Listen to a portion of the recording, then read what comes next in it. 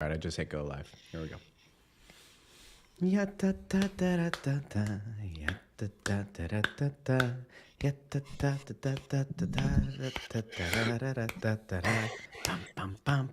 morning after. The morning after. The morning after. The morning after. Hello. Welcome into the morning after. What are you doing? What? I'm just like saying hey to everybody. We're streaming. We're streaming live. We're live. I know we're live. A little playful banter this morning.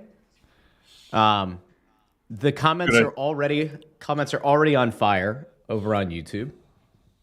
And I suppose on Facebook, if you want to be over there. If you're on Twitter, hello. Thank you for joining us. But please head over to YouTube, youtube.com/@Snow The Goalie. Speaking of, did you fix your...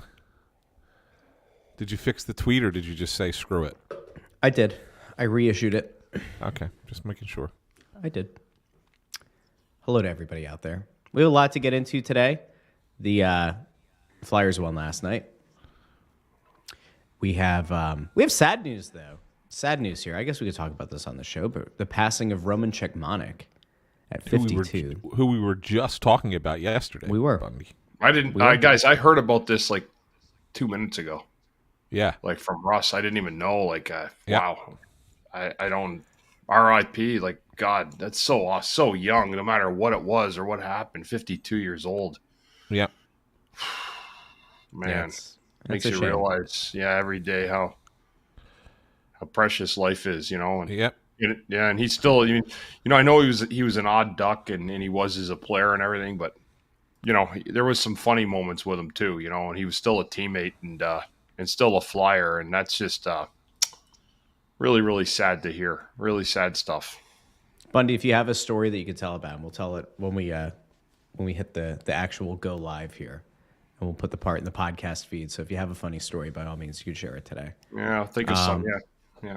Hey, let us know where you're checking in from, by the way. If you're over on YouTube, if you're on Facebook, and you can comment, let us know where you're checking in from this morning. I can confirm that my keyboard is not great, but still functional. Let's just check this out. Okay.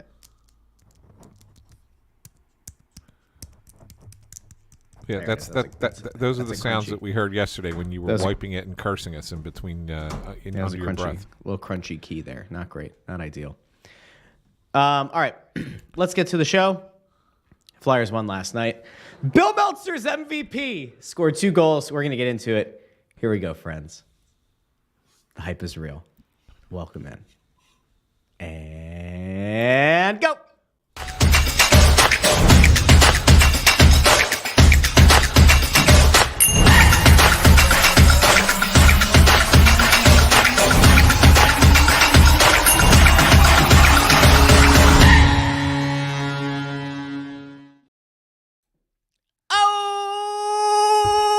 Yes. Good morning. Good morning. The Flyers won last night. Back-to-back wins. West Coast. Hype is real. Everybody get excited. Playoffs, here we come. Welcome into the morning after recap. I'm Russ Joy at Joy on Broad. Anthony SanFilippo's here at SanFilippo. Bundy's here at Therien 6. A lot to get into. We have positives. We have one very sad bit of news for Flyers fans out there. If you didn't join us on YouTube for the pre-show banter, we'll get into that in a little bit. Lost a member of the Flyers extended family. It seems like either this morning or yesterday, so it happened this weekend. And hopefully Bundy's got a funny story by the time we get there to tell about this man. Somebody who actually was requested by people when we said, hey, who do you guys want to see us bring on the show as a guest?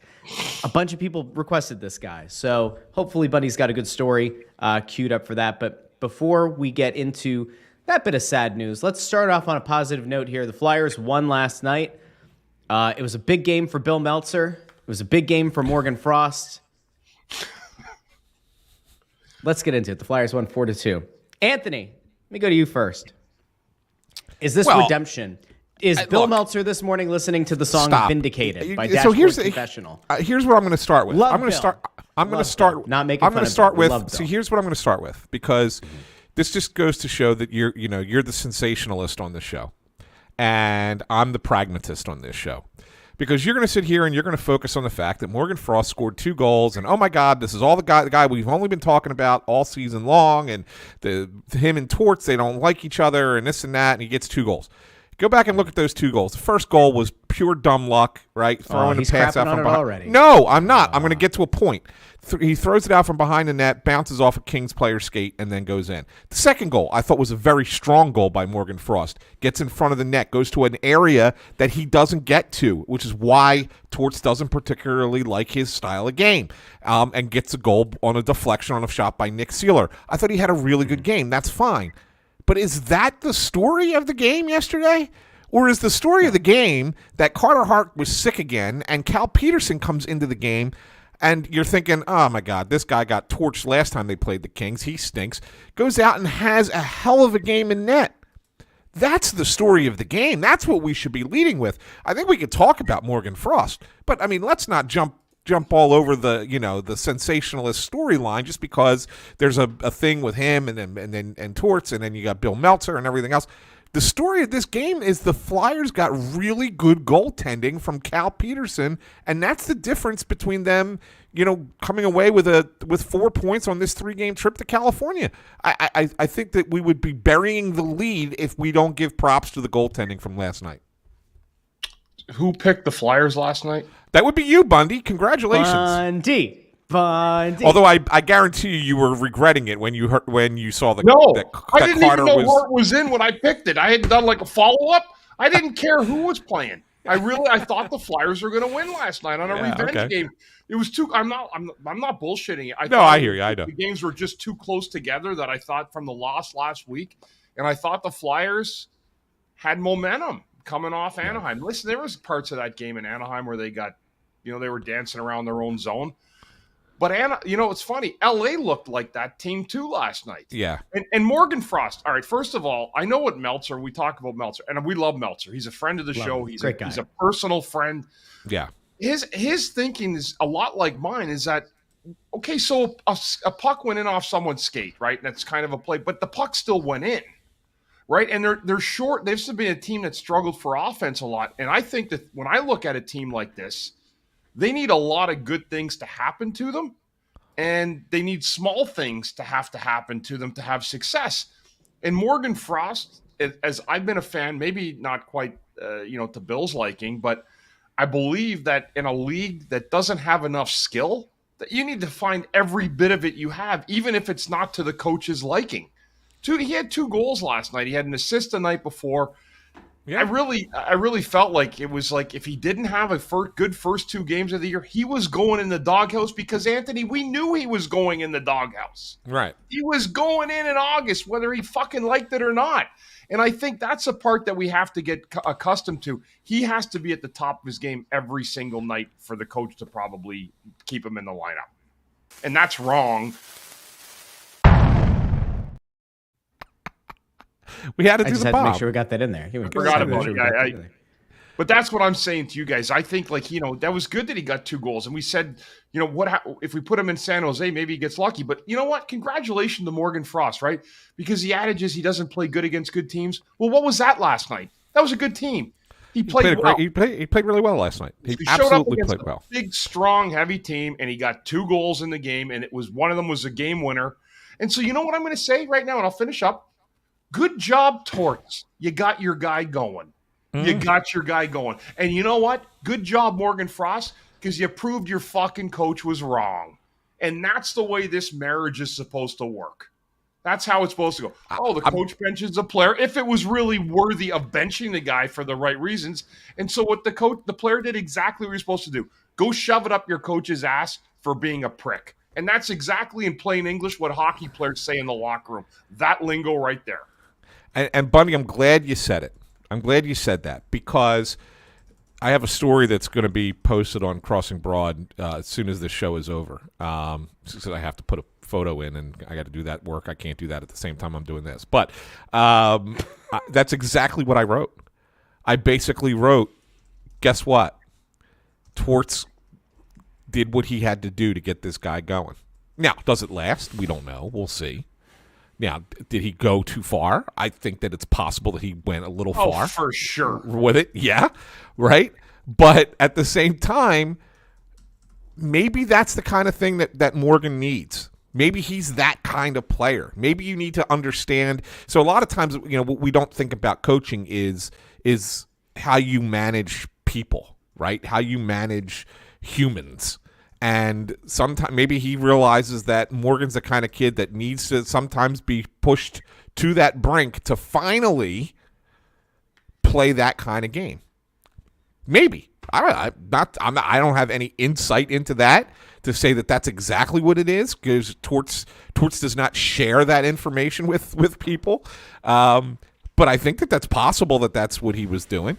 And I think that you pointing that out, I think is smart. I think it's smart, observation by you, because I think that that's exactly what is happening here. Now, we've seen him do it with Frost before, and Frost has responded and then not played well again. The question is, will it matter more to Morgan? Will he realize and then keep that kind of level of play, and continue to shove it up his coach's ass? Does he continue to do it? That's what we're the point we're going to have to go to from here. But it's a good start. But I still don't know what Torts' message was. Was it one where he just said, I don't like this guy, and I really don't want him in my lineup? So there's two thoughts on it. Yeah. And so then he comes back in the lineup, and my thinking is, well, he played good. So it's really easy for the coach to say, hey, look at what I did to that guy. I made him a better player. But was it also just that it was Frost's turn to go back and line it?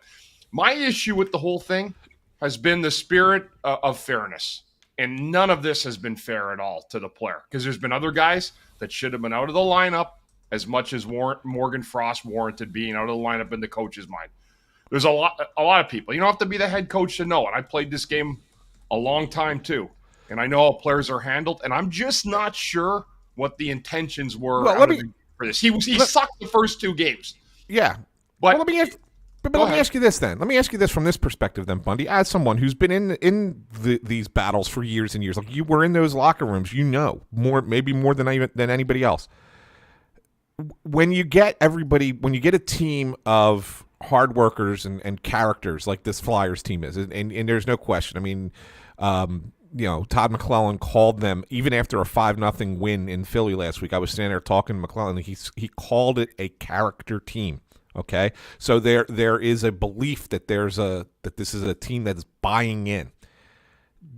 Why then, if it impacts players that way, why does the team then buy into what the coach is doing?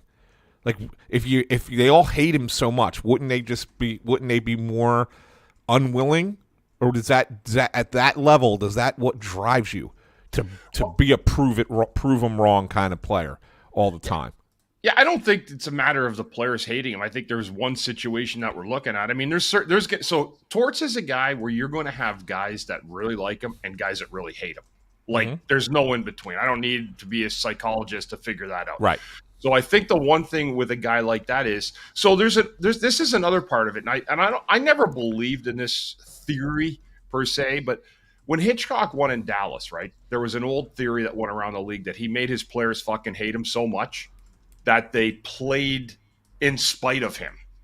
Like, they played because they hated him so much, and that was his plan, was to make guys rally against him and go play to win. I don't believe that, because I think it's a hard thing to do, and I don't think Torts does. I don't think he'd like to be hated by people. But whatever he's doing is working to a point, because those are two good wins on a Friday and Saturday. Yeah. And then again, but we're still going to see the ebbs and flows and the roller coaster to this team, because at the end of the day, the talent and the ultimate skill will shine through. And I think this is going to alleviate this team of the points. But to where we're at right now, I always look at the first 20 game mark, first 10 and then 20. And right now, they're not doing too bad for a team that's approaching the 20 game mark. They've had a pretty decent start. They've been resilient. And yes, they've played with a lot of character, which is why they haven't been able to rely on top-heavy skill guys, because they don't have them. So how do you make up for that in hockey? A lot of character, a lot of determination, a lot of effort, and a lot of doing things in a north-south manner on the ice, not east-west, because that won't work. And for the most part, most nights they've done that.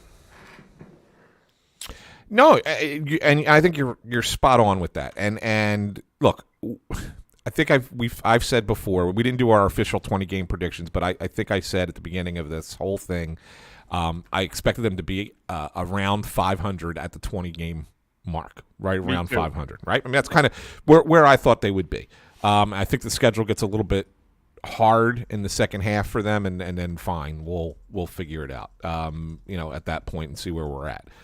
But I think that there is a lot of value to the way that they're playing for these players. You stay in it for a period of time. You believe in each other. You want to win for each other. It's the right kind of mentality to have, and this is why I always push back against the Russ mentality of tear it all down until you're at the studs and then start over again. I don't buy that because it doesn't work. In theory, it's a nice thought process, but it doesn't work as a competitive athlete. When you lose and lose and lose and lose, you get into a pattern of this is just our fate. Whereas when you play like this, and you are a little bit closer to 500, or you may hang into a race a little bit longer before you fall out. It gives you that feeling that we can get there, and that we liked the way that felt. We don't like the way losing feels. We can compare the two. We want to be more like the one and then the other, and so therefore you're more determined to get back to playing that way again, as opposed to we're going to be a losing team for 5 seasons in a row, and then all of a sudden we're going to flip that switch, where it just doesn't always happen that way. So I think that there's a lot of benefit to this, especially for a young team, to learn how to come together and play the right way and win games. I think there's great benefit in this. You might not get the first overall pick in the draft. You may not. But you're still going to be in a good spot. You're still going to be in a good draft spot. You can't keep trying for a 15% hope that you'll get that first overall pick and get that star player. You can't keep doing that. This is the right way to go about it. I've been saying it for years, and then I go on and on and on and on with it. I don't disagree with what the Flyers are doing. I like the way that they're playing. I like the way that they play under this coach right now. I'm not certain that he's going to be the guy when they are competing for a Stanley Cup, but I do like what they're buying into and the way that they're playing. I think there's great value in this. Yeah. I mean, there's some truth to it. I mean, and we always say you have to learn to play the right way, and that is one thing Torts has tried to do from the get-go, is get them to buy into, the competitiveness that comes along with being a hockey player and doing all those right things. And he's done that, instilled a system in that guys can believe in. Is it perfect? No, it's not perfect. I don't think anything a coach does is perfect. But you got to start somewhere. And that was easy fix for him. He's far from perfect. He's far from a perfect coach. He's got flaws. There is no doubt about it that he's got flaws. But from the perspective of we're rebuilding a team, and we want this team to be these guys to learn how to win together and want to be good together down the road, this is fine. Like we could pick apart like little details, and I think that there are things to pick apart for the coaching on little details. I think that they're there. There's nothing that's perfect here. But the fact of the matter is that everybody just always wants, we got to get this superstar and that superstar and this superstar. It's not that easy to just constantly go into that draft and get that first overall pick and, okay, now we got that guy. Oh, now we got that guy. And let's remember, long term, the players, and Bundy, you've said this many times, that the players that are going to win are not on this roster or may not even be in the organization at the moment. With what they have, and you look at what's coming, and you say, okay, they got a couple nice pieces that are coming, whatever, that's great. They still don't have that blue line guy. They still don't have that. Right, and they're not even close to having that. They need more than one. Right, there's still a lot that has to happen for this team. But in the moment, aren't they doing right by themselves to play this way, and to get good wins and build good character, rather than sit there and get their ass handed to them night in, night out. Like we want to see, oh, tank for the number 1 pick. Like that, there's no benefit in that. I'm sorry, there's just not. We've come a long way from when we actually hired. We felt they hired Torts as like the off-season signing, you know, 2 summers ago. Right. And I really do believe that was part of it. Like there was so little to show off that I think they brought in a guy that, you know, we thought we'd get really good press conferences at the end of the night and look like a Bill Burr comedy stand-up act at times. But, you know, we ended up, you know, right now, I mean, he's certainly got his hand firmly on this team from, you know, decisions, who's in and out of the lineup, different things. And, you know what? Again, that's the hard part with a coach. When you see something go on like that, is that, well, it worked. You know, he was right. And Morgan Frost had a great game last night, and the coach sitting them got the desired results. I personally think Morgan Frost would have gotten the desired results whether he wanted it or not. But he wasn't playing the game the right way the first couple games of the year, and that landed him in the doghouse. So hopefully he continues like he did last year. He did turn a corner last year too, right? He had a good second half, but he's also got to be better at the things they want him to be better at. I salute him last night, showed up against a big, heavy team, ended up with 2 goals. No one's going to care it went off his skate. They're only going to see that he got 2 goals last night, and one of them was the game winner. But okay. Cal Petersen, yeah, great story. You know, no one thought he was going to even perform well. He had a terrible week last week, and then to go back into LA and to show what he, you know, play a really solid game. That's encouraging. Just have a backup finding a way to get you 2 points, a third backup essentially, you know. So that was a good, really, really good weekend by the Flyers. You know, Friday and Saturday night, excellent wins in California, which is super hard to do, and they found a way to do it. Yeah, and I think that another thing that they did really well yesterday, you know, Petersen played a great game, but in front of Petersen, they blocked a ton of shots yesterday, Bundy. They played it like they would play a playoff game, right? I mean, they put the body on the line a lot, and actually, it sprung the typical. I mean, Sean Walker blocks a shot and then gets the puck out into the neutral zone quickly to tip it. And he, you know, skates down the ice and scores the goal. I think that, you know, when you have those kinds of plays, again, those are character type plays. That's what brings that locker room together too, man. You're playing for each other, and you know, they know that they know in deep down that they are what they are, but they also know that they can have nights like last night where you go up against a really good team who's playing really good hockey. And if you just play like you wanted a little bit more, you can win a game. And they did last night. Yeah. Yeah, they did. They kind of took LA down a little bit and did a lot of the same things the Kings did to the Flyers here. The Flyers were able to do to them there. The Flyers didn't dominate 2 hockey games. I mean, don't be mistaken by that at all. But they were really good. They got opportune goaltending too. And that's what it takes to win hockey games. You know, sometimes it's never going to look pretty on the ice. But a goaltender can mask a lot of issues that go on in the course of a hockey game. And at the end of it, it's a team win. And this was certainly a very good weekend, coming off a horrible loss to San Jose, you know, for their first one of the year. But they did follow it up, right, Russ? The Sharks, they did follow it up. The next night, they beat who? The Oilers? Was it the Oilers? Yep. Yeah. And then they got spanked. And then they got spanked by Vegas. So yeah, which predictable. Predictable.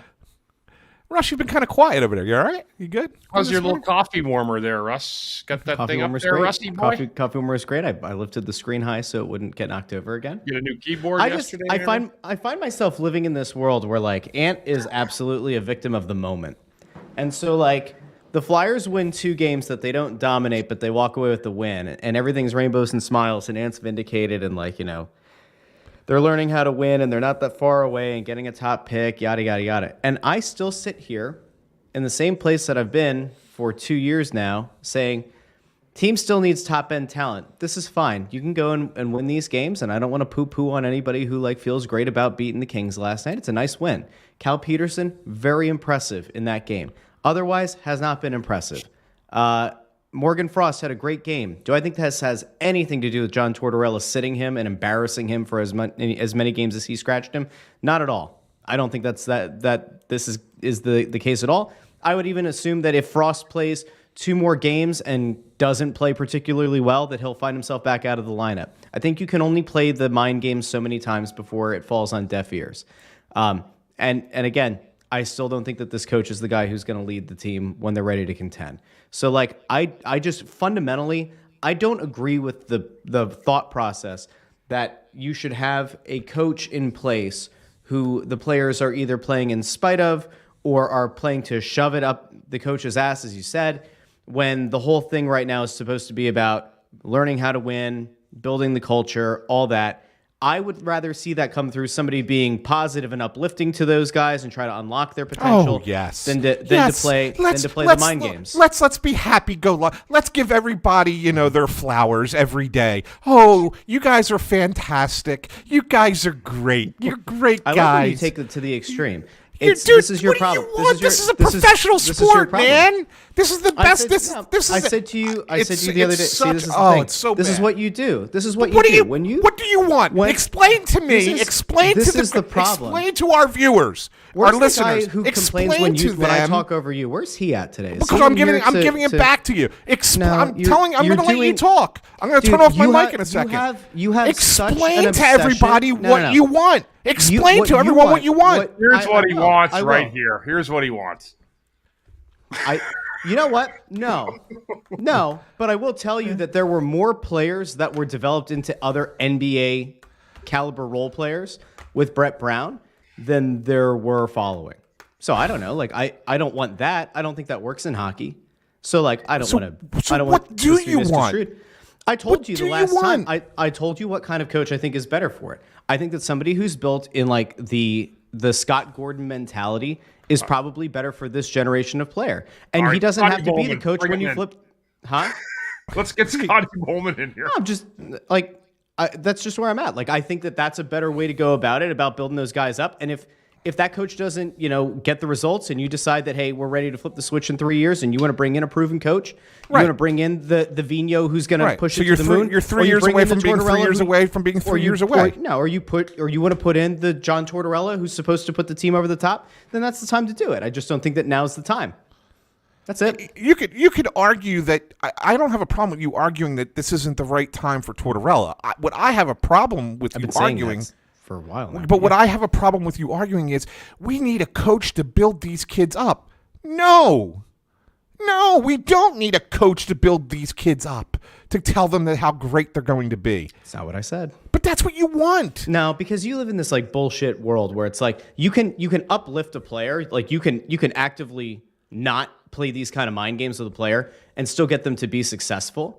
Right? Look, I think he does a lot of uplifting in these press conferences. Sure. I really do. I think he talks positively about a lot of players all the time. Mm-hmm. He does. Does he criticize too? Yeah. He's honest. Just depends what night of the week it is. Yeah, he's honest. He's blunt. Dude, you make this guy I mean, listen, John Tortorella, lovely coach, all that, great. Won a cup 20 years ago. You are infatuated with this guy in a way that I haven't seen. The last time I saw you fall this hard for somebody hired by the Flyers organization, it was Chuck Fletcher, when you spent like 2 or 3 years twisting yourself in knots to say that he was a better GM than people gave him credit for, until it was time and until like the rubber met the road, and then it proved that he wasn't that guy. Tortorella's fine. I'm not saying Tortorella's a bad coach. I'm not saying that he's somebody who couldn't help to develop some of these guys. I just don't think that the mind game thing is ultimately going to bear the fruit that you might want it to.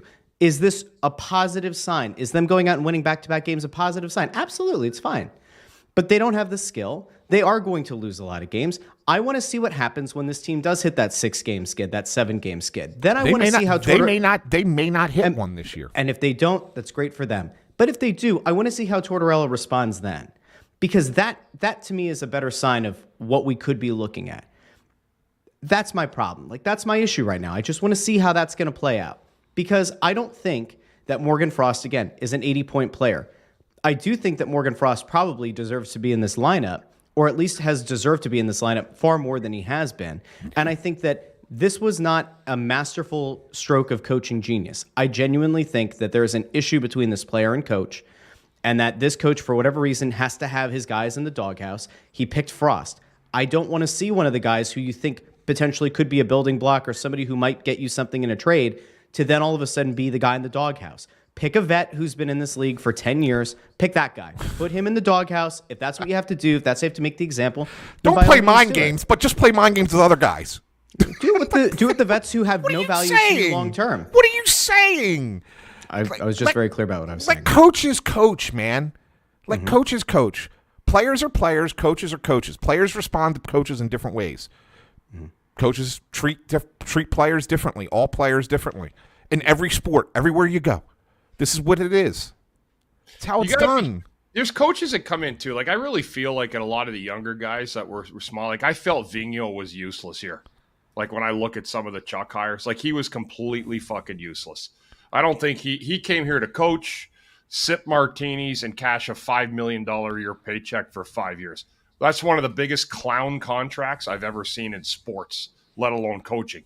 Torts actually makes less than that. He probably deserves way more, but he's making a lot of money too, right? So again, his job's to make the team better, but in terms of development,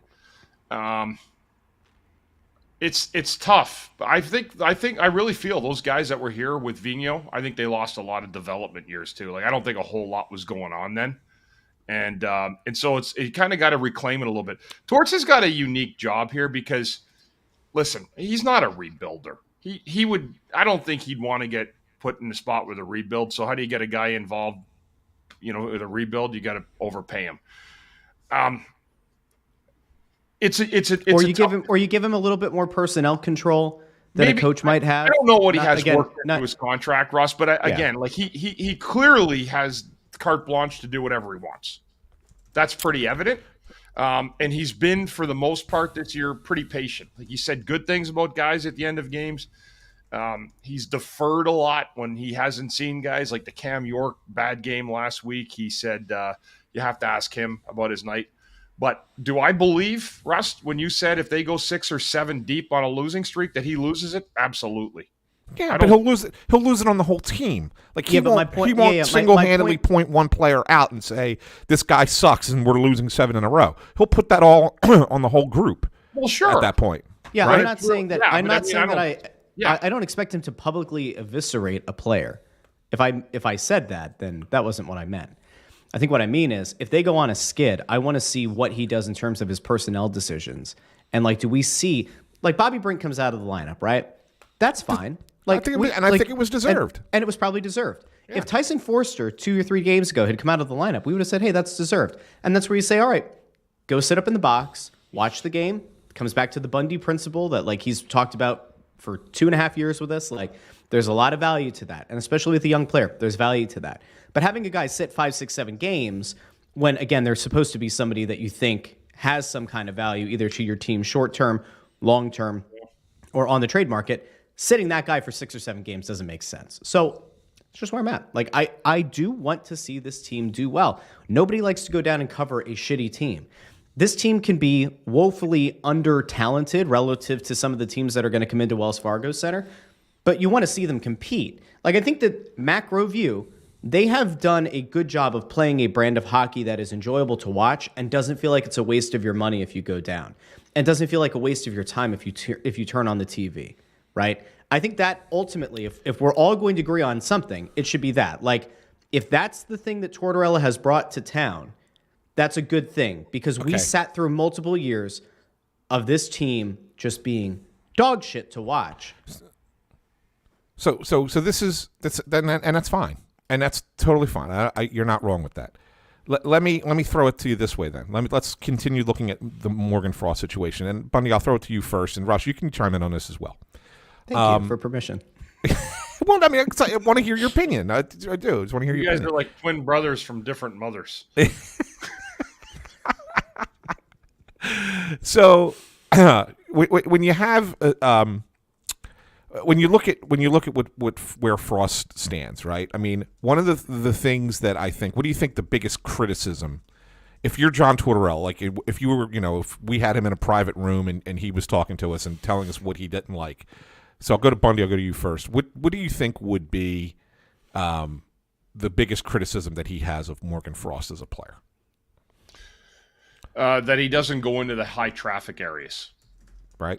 That's exactly what I think. Ultimately, I mean, you could maybe say it a different way, but I think that would be his biggest glitch against Frost is that he doesn't go into the areas where you are rewarded for going through a battle.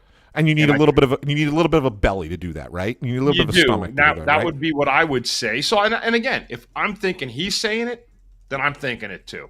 Okay, all right, and that's fair. And Russ, do you agree with that? I mean, I think that. Yeah, I just want to make sure. I think it's that. I think it's that, and I think it's a matter of not playing that 200-foot game. I think it's a lot of times he does the same thing that like we criticize a Cam York for, which is like you just sit back and let the game come to you. Okay. And like, you know. Good, Go ahead. and that's great. Do you have the answer? Well, Did John Tortorella just no. text you? Did he? No, but are you guys this is gonna go to Primo's and grab like a soprano? Get the soprano. No, but the reason I'm setting this. Seed barrel dog. I'm setting this all up. Terrible seated too. I'm setting this all up. This is the thing I've been teasing for a few days with Frost, and it actually kind of worked out that we got 2 goals out of him last night to kind of discuss this. Okay, so that's the reason. Are you paying off the tees? I'm paying off the tees, yes. Paying off the tees. There were a bunch of people yesterday when we did Morning After who were like, hey, you can't do this to us. You can't do this to us. Everybody, round of applause in the comments. Ant is about to pay off the tees. Go ahead. So we now know what, we all kind of agree on what it is that Frost, that he doesn't like about Frost. So I had a conversation with some people, last week and about this whole situation, and kind of comes to light that, Morgan was kind of being advised to not sign the contract that he signed. That he was being advised to hold out into camp, and really, that he could have gotten more money than what the Flyers gave him. And Morgan, on his own, decided that he didn't want to do that. He wanted to get in. He wanted to get into camp for the start of camp. He wanted to be there. Wanted to be there for his teammates. Wanted to, prove that he could be the guy that he was at the back end of last season. But in the process of doing that, he missed some of those unofficial practices, right? Where there's coaches aren't allowed to be on the ice, but the players are all out there doing things that the coaches want them to do. Okay, so he wasn't part of those. And maybe that, bothered Torts a little bit. Yeah, I wouldn't say it's a thing that he should let bother him. It's not training camp, so he shouldn't let it bother him. But maybe it did. Maybe it bothers him a little bit, right? So Frost comes in, he signs a deal, right? It's certainly considered a team-friendly contract. And then he comes in and he has a pretty good camp. By all accounts, he had a pretty solid camp for the Flyers.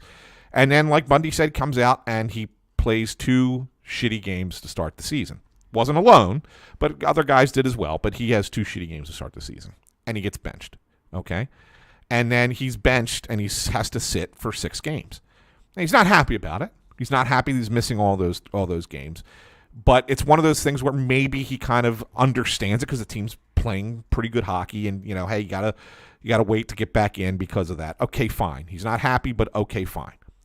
But then when he gets benched the second time and gets scratched the second time, that's when it's like, I need the team to come to my defense. I did them a favor and they're not getting my back on this. They're not having my back on this.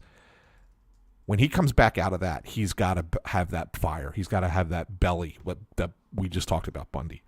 And since he's been back, I think you're seeing him play with a little bit more vim and vigor in his game. And I think that's kind of where, what do we need to do to get him to have that stomach to go play in those harder areas of the ice and get his game to the level we need to get him at. Now, we can argue all day long, was it the right thing? Is it the right thing for Torts to do it the way he's done it? But I think that there's a belief that the organization didn't help him out here either. And so maybe, you want to stick it to the coach, but maybe it's now about not just proving it to the coach, but proving it to the entire organization that I'm a player that can be a benefit to this team. Yeah. I'm not just out there to get back at the coach. I want to show Danny Briere. I want to show Keith Jones. I want to show everybody in this organization, guess what? I'm the guy that you think I am. That I'm better than you think I am, and I'm going to be part of this. I think that's more of the motivation for him right now. And maybe it works. And if it doesn't, and if he goes back to being that guy that's just not willing to go into those spots, well, then maybe you know all you need to know about Morgan Frost and you try and find him a new home. But I think this is part of the evaluation process, ultimately. And I don't necessarily, I think, at times has it gone too far? Yes, probably. But at the same time, I understand why it's happening. And I don't necessarily think it's wrong to try and find that. If that's what you think is the one thing that's missing from this kid's game that needs to get better, then you need to find a way to push him to the point where he can either give that to you or you know that it's never going to come. All right. Okay. Yeah? Yeah. I mean, He put so much. tell me I'm he wrong. put so much into that, and I think he was like expecting us to have like an epiphany. I don't know, like No epiphany. Do you want us to lay like rose petals at your feet with that take?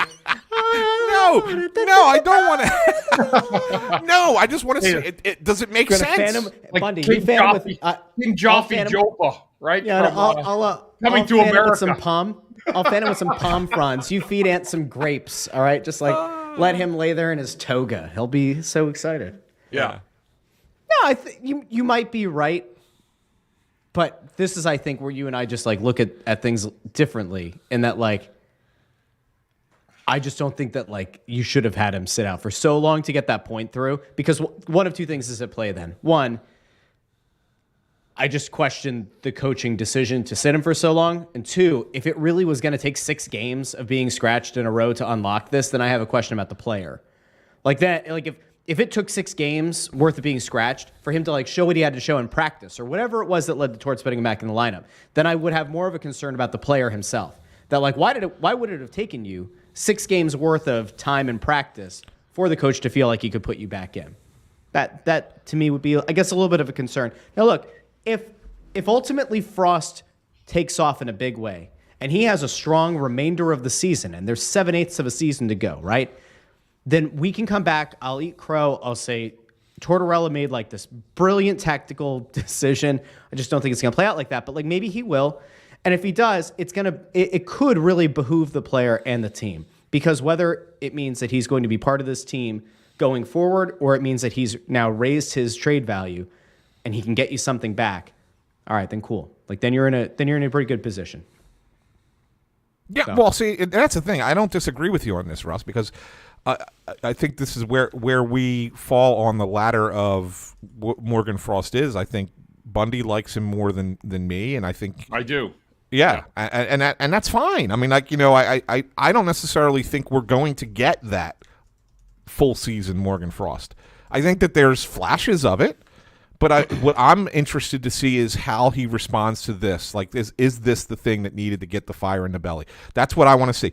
If he does that, if he has that on a more regular basis, then I agree. I think he's got the talent to be a good player. I just think it's one of those things where up to this point in his career, I've looked at him and said, there's something there, but I'm not convinced it ever gets there because of the way he plays. That's all. And if you know, he may never get there. He may get there, and I root for it. I want to see him get there. Good, get there. I'm not sure he does though. I don't think any trade that they ship Morgan Frost for will ever get back in that trade the point production that he will give. That's me saying that openly. Whatever they think they're going to get from him, Morgan Frost will get more points in his NHL career than anything they get for him. I promise. You can bet the house on it. Write it down right now. Mark it down. Don't forget it. I promise you right now that they will never get a good return on him because, first of all, they beat him down too much.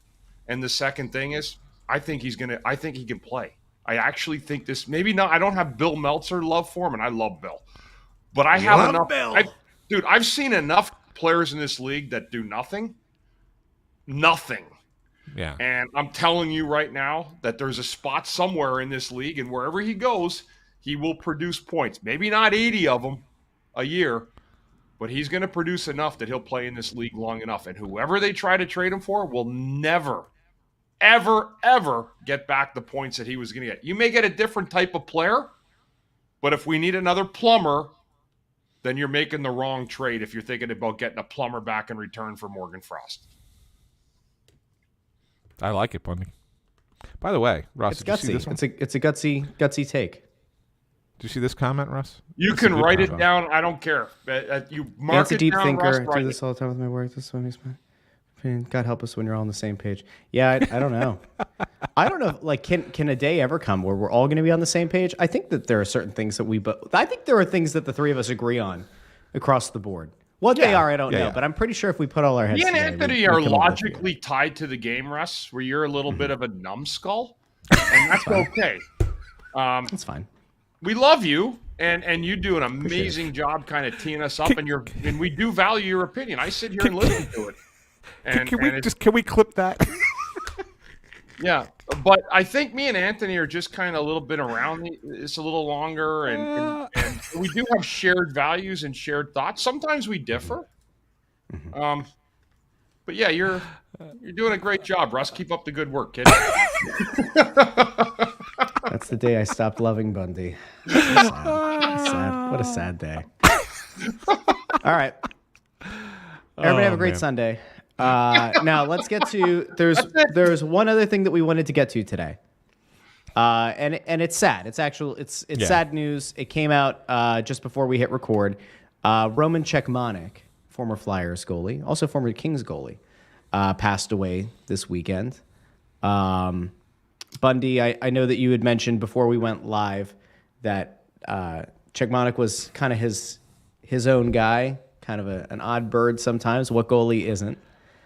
I wanted to see, do you have any stories about Roman Czechmonik that might bring a smile to someone's face here on a Sunday morning?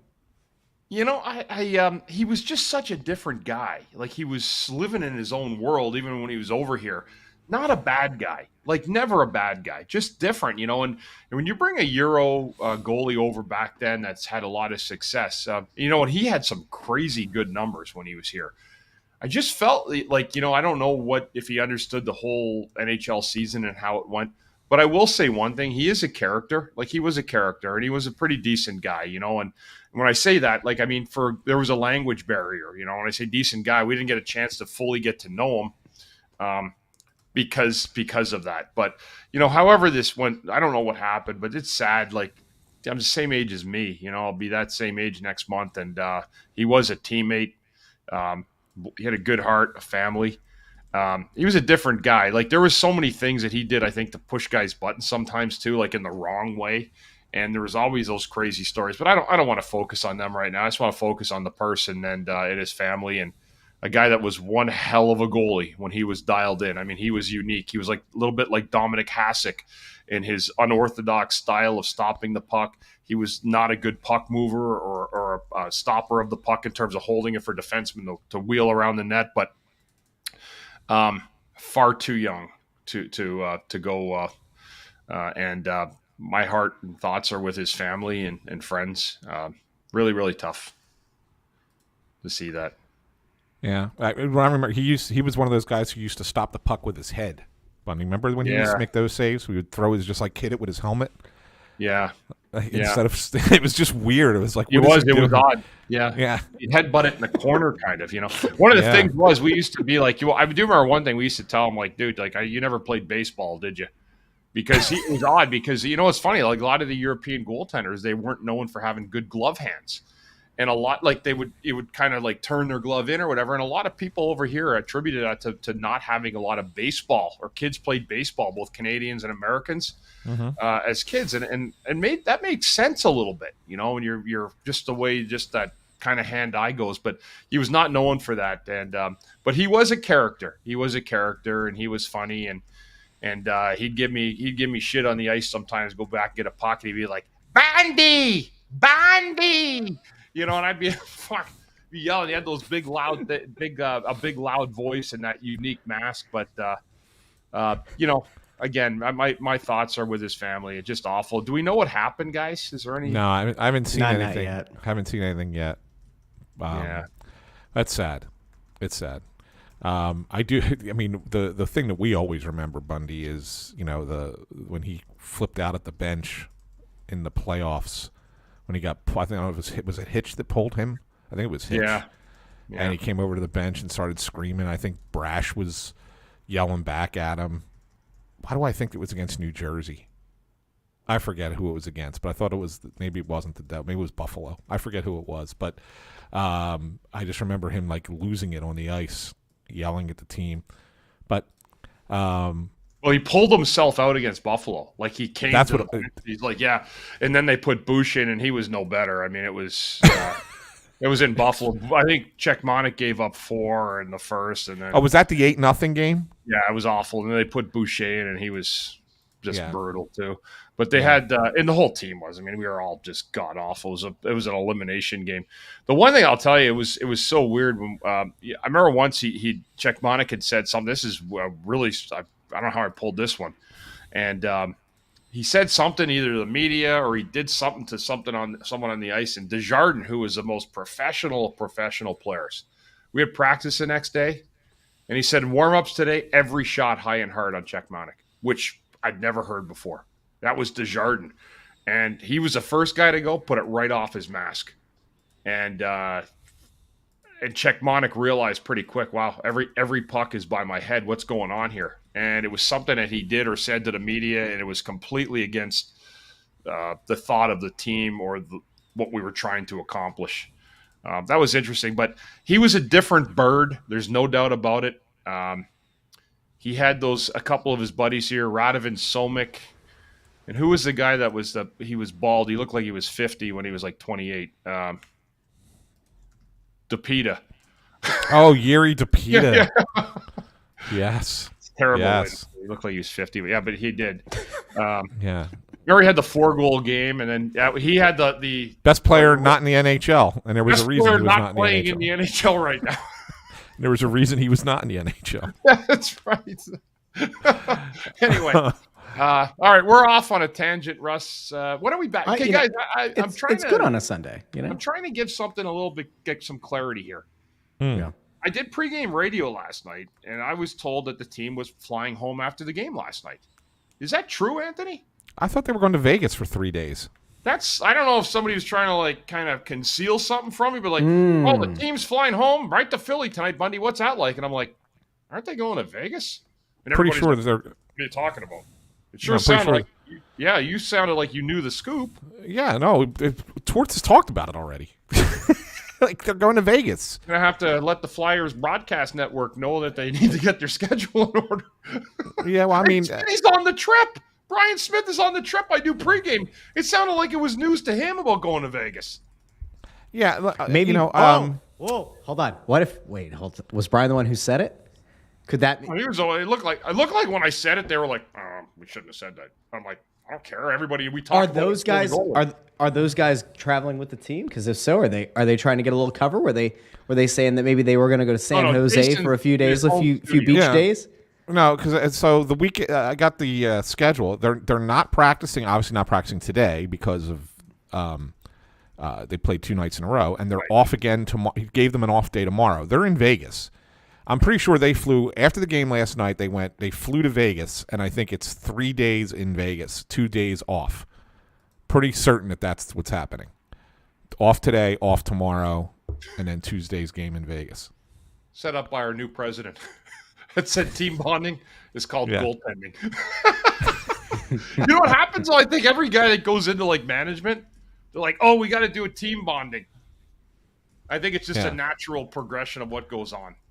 But you don't have to spend $100,000 to bring 3 people in. I have no idea who they are to tell you how to win. Yeah, no, that I don't think those little bonding events are necessary. I think when you want to give the guys go somewhere with the guys and just let them be guys. Let them let loose on the town and just have fun for a couple days. I'm all in favor of that.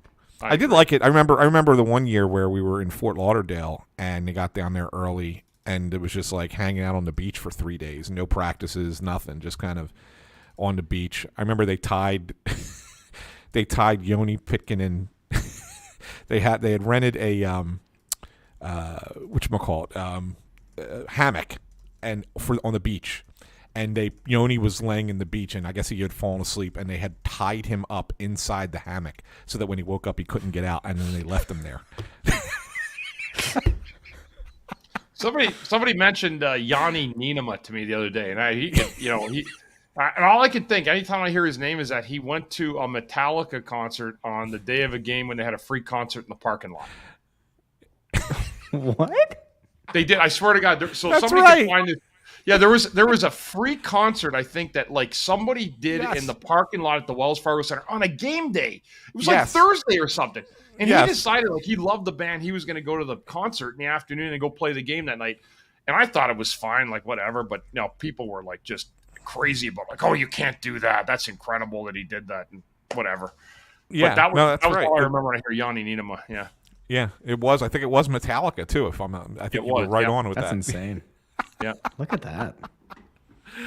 Yeah. Oh man. Greg, Greg, our buddy Greg good. got it. D-Lot. He said it. Yeah. It's true. So it's weird because it was an afternoon concert, like maybe in the spring.